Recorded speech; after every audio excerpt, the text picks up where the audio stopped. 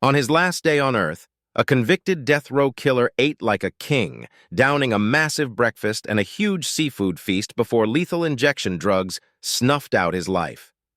The Alabama Department of Corrections spared no expense on Jamie Mills' last meals on Thursday, allowing him to order everything from eggs, gravy, and biscuits to a giant platter of seafood to the William C. Holman Correctional Facility, where he awaited his execution for 20 years. The convict's breakfast consisted of eggs, gravy, prunes, oatmeal, and biscuits.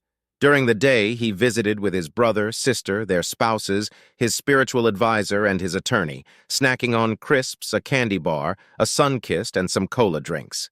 For his final meal, Mills ate a seafood platter that had 3 large shrimp, 2 catfish fillets, 3 oysters, 3 onion rings, and a stuffed crab, according to the local news site.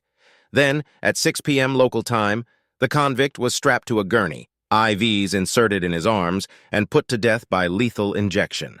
He was pronounced dead at 6:26 p.m.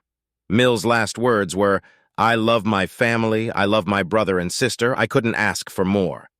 He also thanked his defense attorney, Charlotte Morrison of the Equal Justice Initiative, adding, "Charlotte, you fought hard for me." He ended with, "I love y'all, carry on." As the drugs flowed into his system, quickly putting him to sleep before killing him, Mills mouthed another "I love you" to his family, who was watching through a window in the next room. He constantly gave them a thumbs-ups. The 50-year-old was convicted in 2007 of the 2004 capital murders of Floyd and Vera Hill, 87 and 72, respectively, at their home in Gwynn, a small city about 80 miles northeast of Birmingham.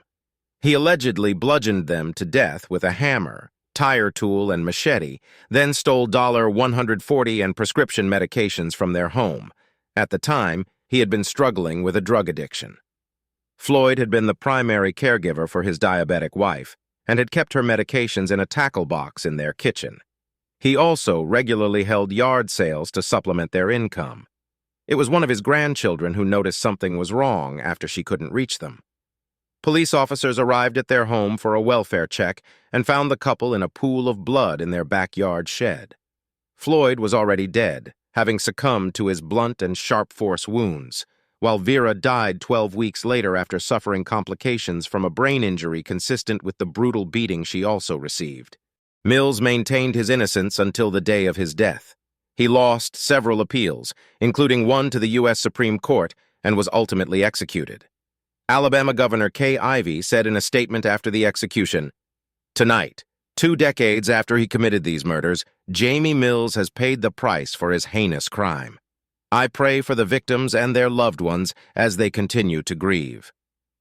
He was the second person executed in Alabama after the nitrogen gas execution of Kenneth Eugene Smith in late January, the first execution of its kind.